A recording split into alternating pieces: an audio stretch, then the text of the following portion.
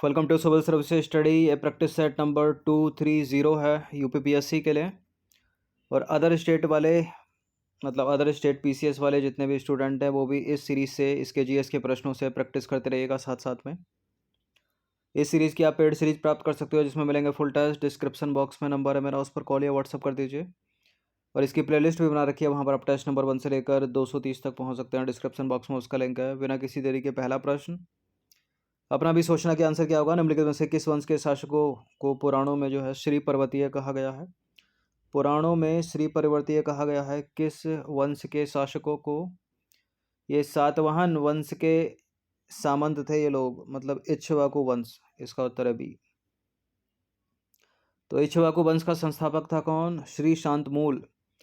और इस वंश के शासक महातलवार की उपाधि धारण करते थे। इन्हें पुराणों में श्री पर्वतीय कहा गया है। इनका शासन कृष्णा गुंटूर क्षेत्र में था और यह सातवाहनों के सामंत थे।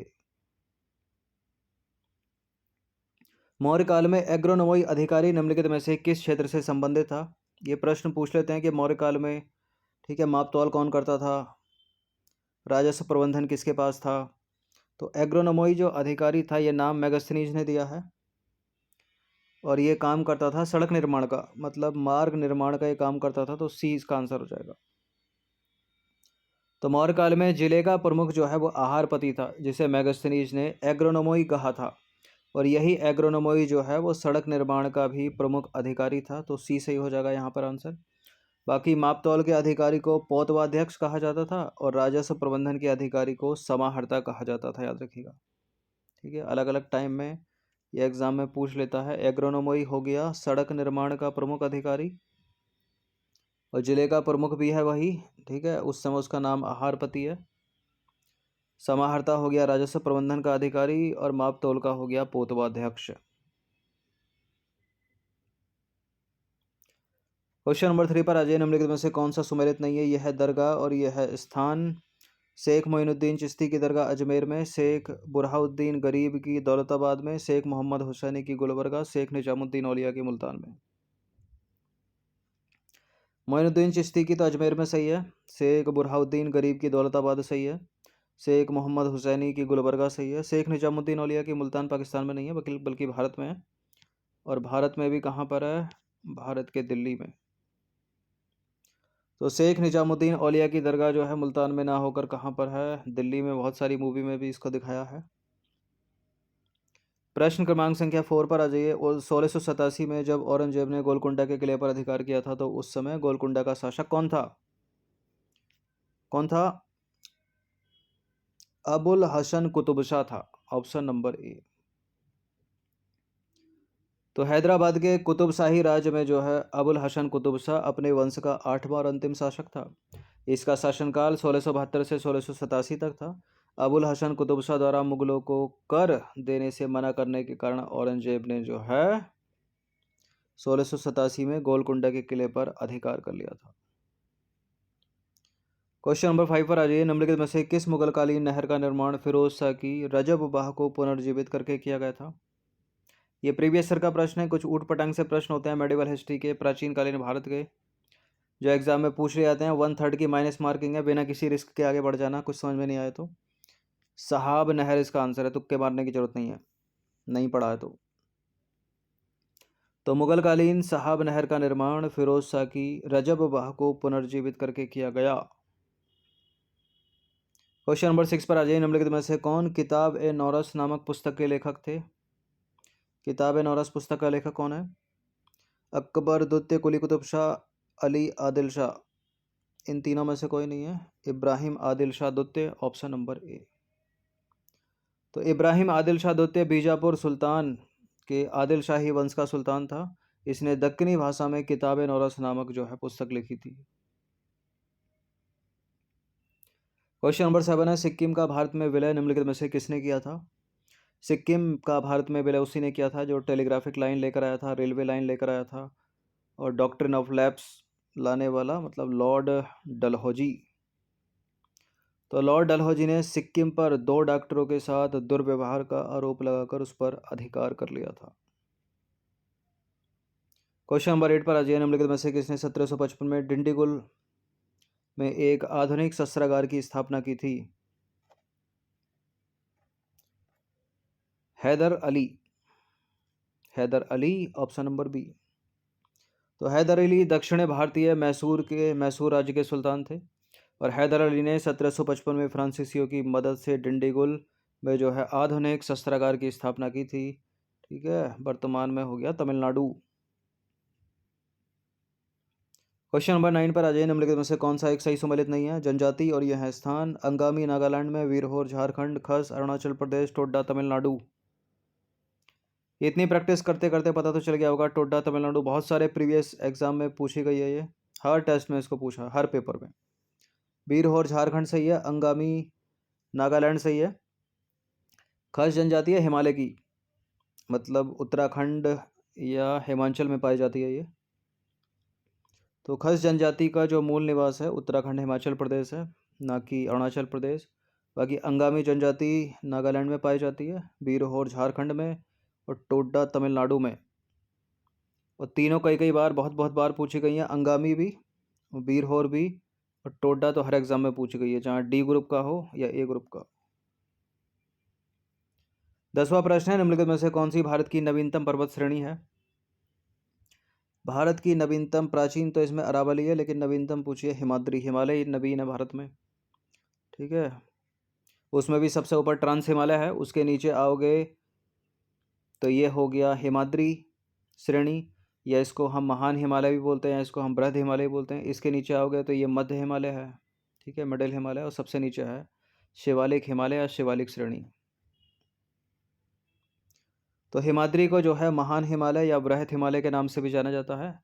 ठीक है, और यह क्षेत्र ट्रांस हिमालय और मध्य हिमालय के बीच स्थित है। ठीक है, सबसे ऊपर ट्रांस हिमालय हो गया, इसके नीचे यही हो गया हिमाद्री, इसके नीचे मध्य हिमालय और सबसे नीचे हो गया शिवालिक। ठीक है, तो ये ट्रांस हिमालय और मध्य हिमालय के बीच स्थित है यहाँ पर। ठीक है, ट्रांस हिमालय और मध्य हिमालय के बीच स्थित है यहाँ पर। अब हिमालय पर्वत श्रेणियाँ जो है नवीनतम पर्वत श्रेणियों के अंतर्गत आती हैं। कश्मीर घाटी स्थित है कहाँ पर? कश्मीर वैली, कश्मीर वैली है पीर पंजाल और हिमाद्री पर्वत श्रेणियों के मध्य में, बी है इसका आंसर। तो देखिए, कश्मीर घाटी दक्षिण पश्चिम में पीर पंजाल रेंज और उत्तर पूर्व में मुख्य हिमालय यानी हिमाद्री पर्वत श्रृंखला से घिरा हुआ है। यमुना नदी की निम्नलिखित सहायक नदियों को आप वेस्ट टू ईस्ट लगा दीजिए, पश्चिम से पूर्व के क्रम में। सबसे पश्चिम में बहती है चंबल नदी, तो चौथा सबसे पहला आ गया, लो एक से एलिमिनेट हो गया। तो उसके बाद आएगी सिंध, उसके बाद थोड़ा सा पूर्व की तरफ चलोगे तो बेतवा, और पूर्व चलोगे तो केन। तो 4 3 2 1 पहला ही है, रुकिए, 4 3 1 2। ठीक है, चंबल के बाद है सिंधु, सिंधु के बाद है बेतवा, सबसे पूर्व में है केन। 4 3 1 2। तो यमुना जो है, जो कि पता होगा आपको, यमुनोत्री से निकलती है, गंगा गंगोत्री से, और प्रयागराज में गंगा नदी में मिल जाती है यमुना। और इसकी सहायक नदियों का अगर पश्चिम से पूर्व की ओर क्रम देखें, वेस्ट टू ईस्ट देखें, तो चंबल सबसे पश्चिम में, थोड़ा सा पूर्व की तरफ चलोगे तो सिंध, और पूर्व बेतवा, और केन सबसे पूर्व में। क्वेश्चन नंबर 13 पर आ जाइए। निम्नलिखित जनजातियों में से कौन सा भारत के अंडमान निकोबार क्षेत्र की मूल निवासी नहीं है? अंडमान निकोबार क्षेत्र में नहीं पाई जाती वो। हालचू, रेंगमा, ओंजे, सोमपेन। सोमपेन को तो कई बार एग्जाम में पूछा हुआ है, सोमपेन अंडमान निकोबार की है, ओंजे भी अंडमान निकोबार की है, हालचू भी अंडमान निकोबार की है, रेंगमा नहीं है, रेंगमा है नॉर्थ ईस्ट के नागालैंड की। तो भारत के अंडमान निकोबार में जारबा जनजाति पाई जाती है, ओंजे, सोमपेन, सेंटेलीज, ठीक है, हालचू, ये जनजातियाँ पाई जाती हैं। और रेंगमा जनजाति जो है वो नागालैंड में पाई जाती है, ना कि अंडमान निकोबार में। हालचू निकोबारी है। नंबर 14 पर आ जाइए। निम्नलिखित में से कौन सी महासागरीय धारा हिंद महासागर से संबंधित है? इंडियन ओशियन की कोल्ड करंट कौन सी है इनमें? ऑप्शन नंबर सी, अगुलहास धारा। तो उपर्युक्त महासागरीय धाराओं में जो अगुलहास धारा है, जो कि एक गर्म जल धारा है, वार्म करंट है, उसका संबंध हिंद महासागर से। जबकि कैनेरी कोल्ड करंट है, फ्लोरिडा करंट, ये सब जो है अटलांटिक महासागर से संबंधित है, और क्यूराइल जो है वो प्रशांत महासागर से संबंधित है। ठीक है, तो कैनरी अगुलहास हो गई, और सॉरी फ्लोरिडा और कैनरी हो गई अटलांटिक, अगुलहास इंडियन ओशियन, और क्यूराइल हो गई पैसिफिक ओशियन। क्वेश्चन नंबर 15 पर आ जाइए। निम्नलिखित में से कौन सा एक सही सम्मिलित नहीं है? यह है देश और यह है लौह खनिज उत्पादक क्षेत्र।